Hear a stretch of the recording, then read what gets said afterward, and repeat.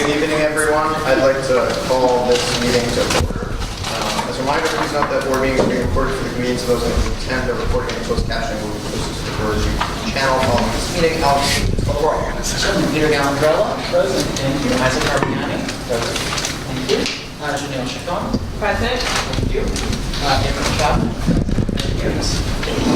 Zora Cleveland. Present. Thank you. Deborah Willingham. He's absent. Michael Kraft. Present. Thank you. Vanessa Lang. Here. Thank you. Gary Lennon. Present. Thank you.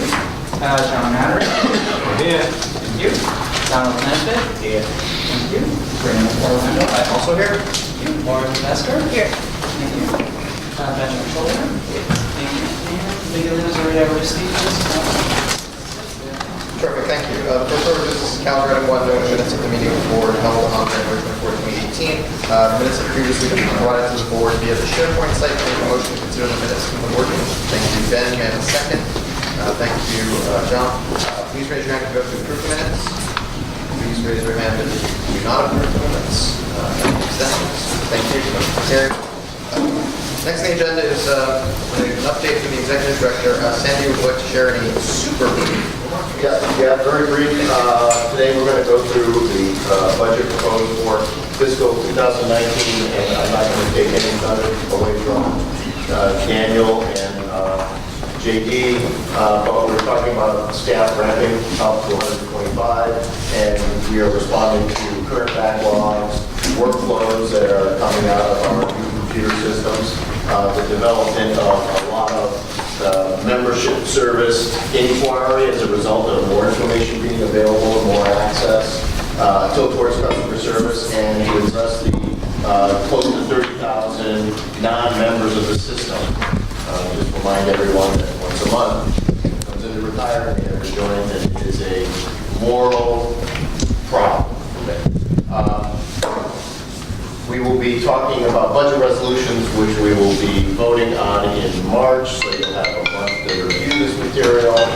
And one of the interesting parts of the resolution for headcount is we will ask for that increase to be immediate, so we can begin hiring immediately. Just to remind people, we had a problem with our current headcount getting to our, we're not at our current allowed headcount because we had DCAS issues last year in budget processing, and it took us 6 months to actually begin the process of hiring. So we have unspent DCAS, and we want to get a handle on that and get hiring started immediately. March, we will also talk about our member self-service capital budget request. That is actually to help us improve member self-service, automate some transactions, such as loans, etc. And then I would just point to everyone in their package. You have an NCBERS flyer, National Conference of Public Employee Retirement Systems. We have a history of trustees going through the educational programs for TEDS or NAP. I would encourage you to consider this. We can sign you up. This is paid for by the system. We have budget approved for it. It's all there. We have until April 20th to sign you up, so please, if you have any questions, it's in New York. It's easily accessible, and I encourage you to consider it. Thank you, Sandy. Next item on tonight's agenda is calendar item 15, authorization for the adoption of an administrative budget for FY 2019 for the system. Do I move to consider the resolution? Thank you, Vanessa. Second. Thank you, Ben. Daniel, would you like to discuss the administrative budget? Sure. Thank you. Hey, all right. He's ready. Let me turn around and see the power done. Just the slides. So we'll discuss our current year budget, how we go, we'll focus on going forward next year and how we're going to do that. So last year, the big thing was EMS and police prevention. We saved almost $4 million approximately. All crew functionality has been brought into BERS, or we've increased efficiency just like that. We've created the quality assurance management unit with an import validate process over 0 per month.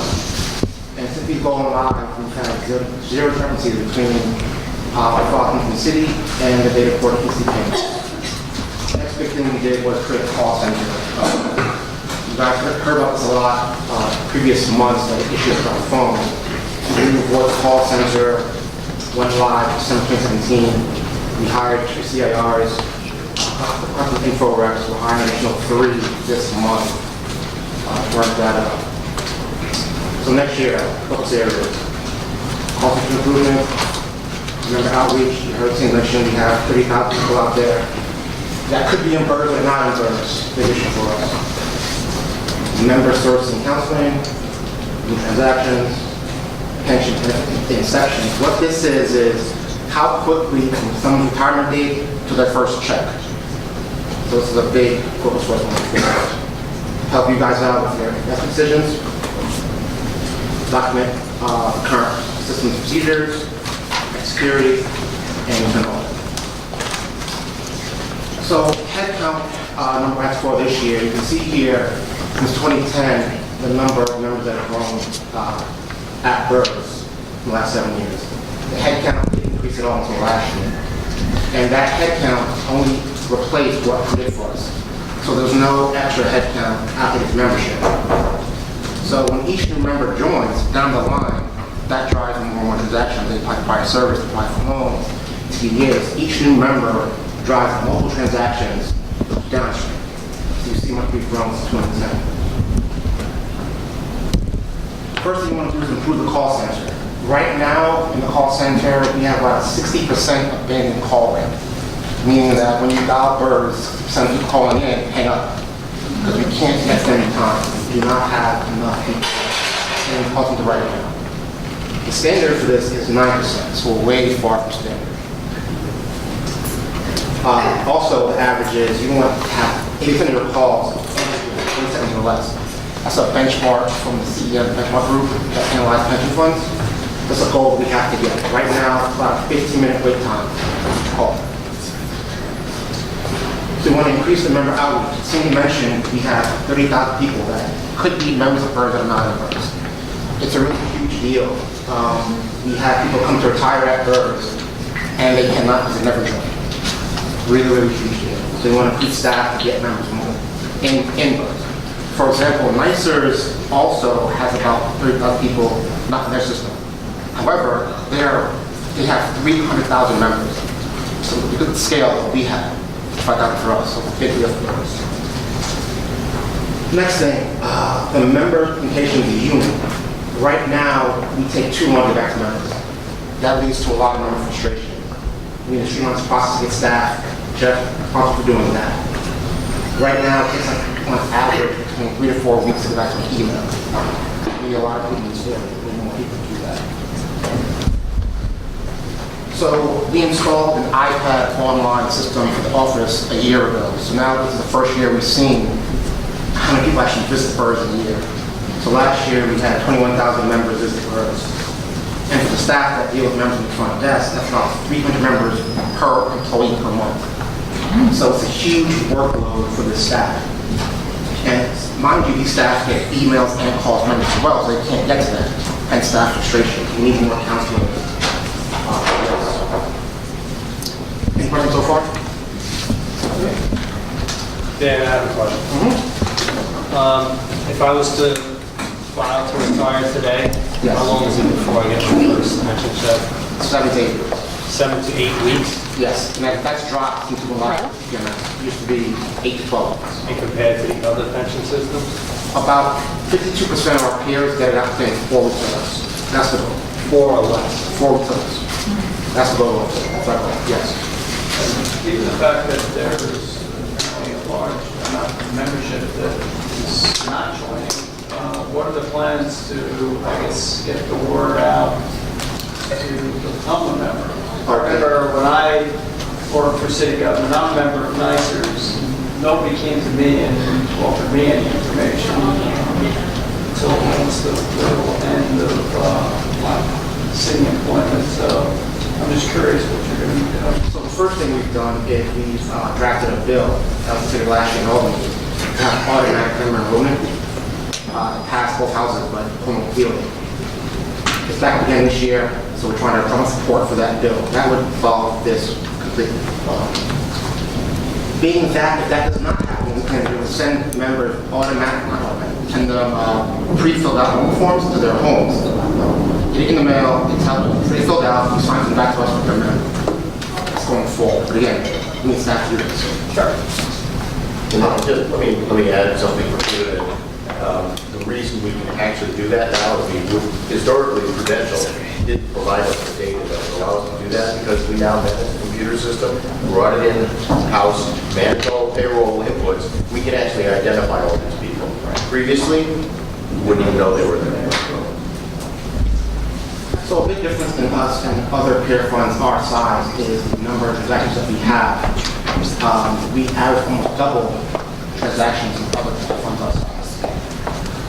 Staff average 1,700 transactions per employee per year. It's a huge number that we need to reduce. It needs to slow processing times and potentially errors.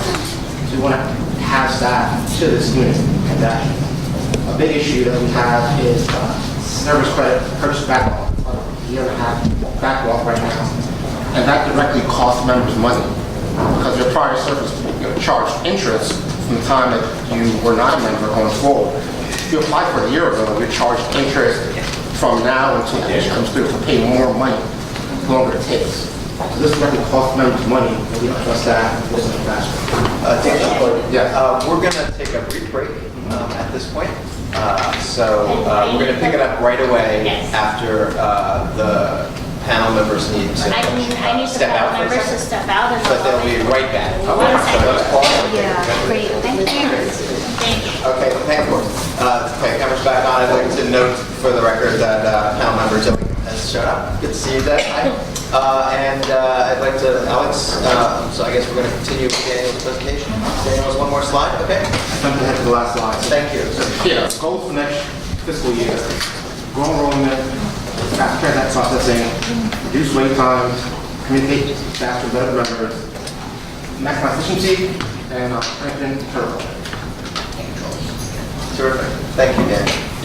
So the budget information for next year's administrative budget is in your packages and on the website. So I would encourage you to take a look at it over the next couple of weeks. We'll plan to take a vote on it next month in March. At that time, we'll ask JD to actually do a presentation walking us through it. In the interim, give a chance to peruse it. If you have questions, please share them so we can address them as well. And then, I guess, so if everybody's comfortable, I'll make a motion to table the vote on the budget until next month. Please all in favor of the motion. Second. Thank you, Ben. Thank you, Peter. All in favor, please raise your hands. All opposed, or abstentions? Great.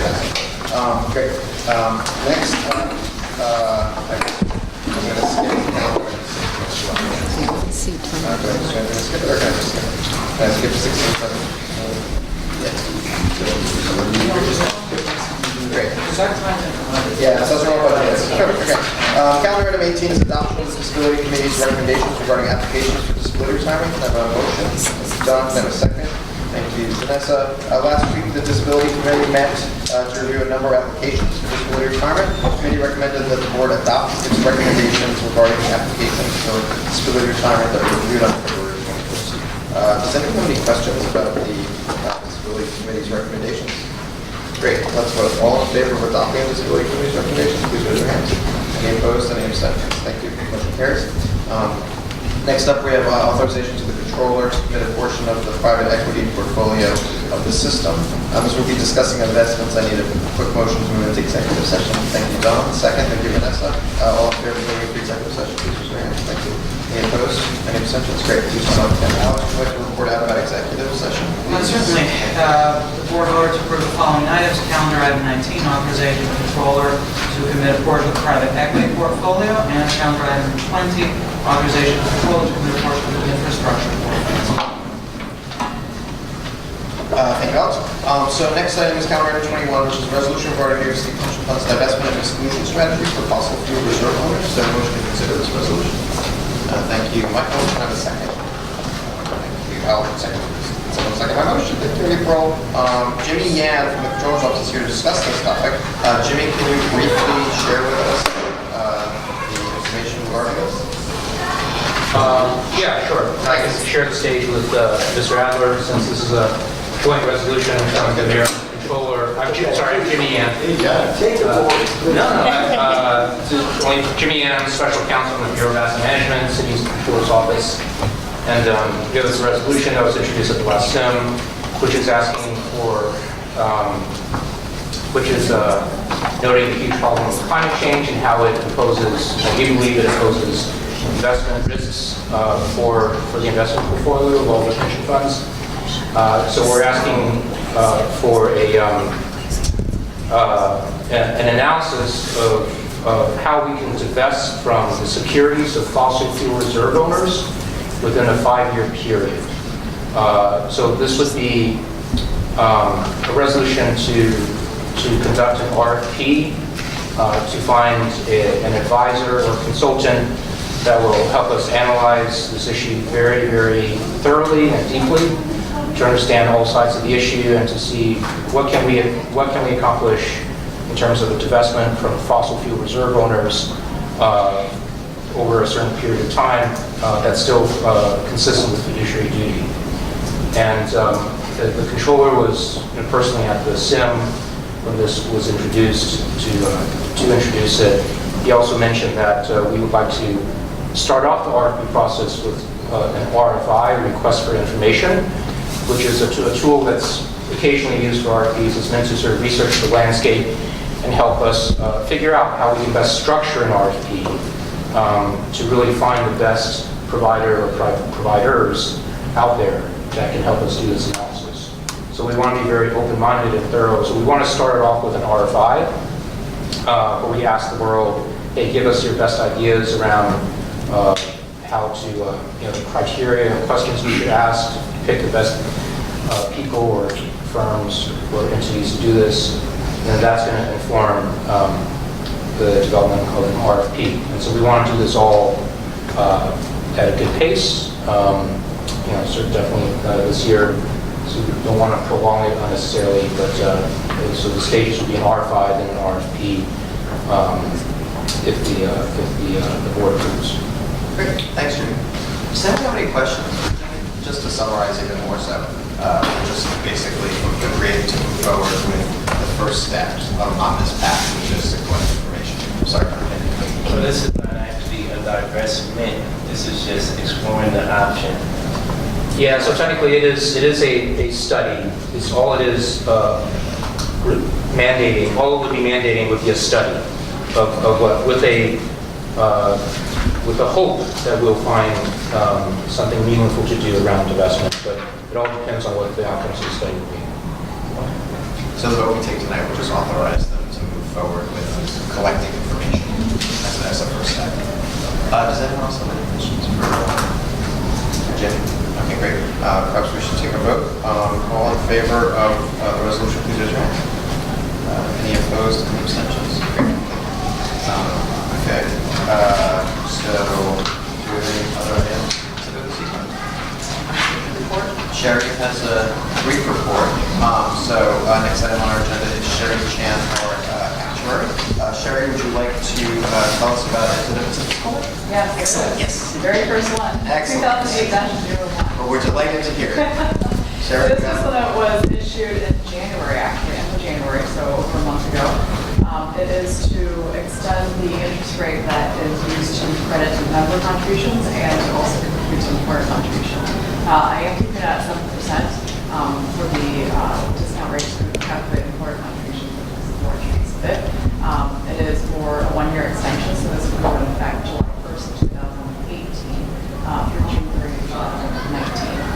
The reason for a 1-year extension is because we're in the process of, in the middle of an actual audit right now. One of the assumptions that is being reviewed is the discount rate. So I want to see how the next year plays out in terms of environmental factors as well as the feedback we get from the auditors. Great. Thank you. Does anyone have any questions for Sherry about maintaining the upcoming fiscal year while the work continues, I guess? Great. Is it a vote to adopt the fiscal note, or is this just advisory? Yeah, it's just advisory. Okay, great. Does anyone have any other business? If not, I will ask for a motion to adjourn. Thank you, Vanessa. Second, thank you, Lori. All in favor of adjourning? Please raise your hands. Thank you.